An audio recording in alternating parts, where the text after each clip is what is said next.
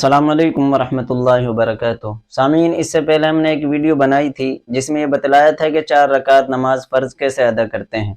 आया इस वीडियो में हम बात करेंगे कि 4 रकात नमाज सुन्नत कैसे अदा करते हैं, यानी 4 रकात नमाज फ़र्ज और 4 रकात नमाज सुन्नत, इन दोनों में क्या फ़र्क है। तो चलिए इस पर हम बात करते हैं। सबसे पहली बात तो ये है कि सना, अत्तहियात, दुरूद शरीफ, दुआए मासूरा, इस एतबार से तो ये नमाज यकसा है।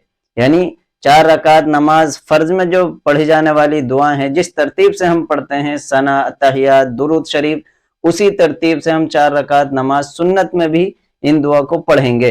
लेकिन फ़र्क क्या है वो आप समझ लीजिए कि फ़र्क सिर्फ और सिर्फ ये है कि 4 रकात नमाज फ़र्ज जो हम अदा करते हैं उसमें शुरू की 2 रकात में सूरह फातिहा के बाद सूरत मिलाते हैं और तीसरी और चौथी रकात में सिर्फ और सिर्फ सूरह फातिहा पढ़ते हैं, कोई सूरत नहीं मिलाते।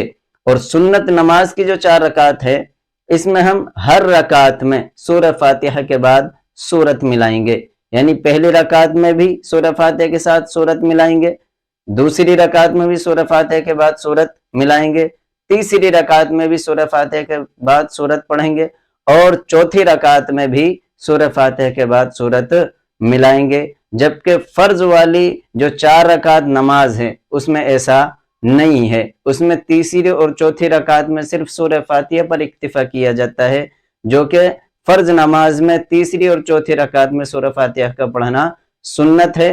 और सुन्नत नमाज की जो 4 रकात है इसमें हर रकात में सूरह फातिहा के बाद सूरत का मिलाना वाजिब है। उम्मीद है कि मसला समझ में आ गया होगा। अल्लाह अमल की तौफीक अता फरमाए। जज़ाकुमुल्लाहु खैर व अहसनल जज़ा।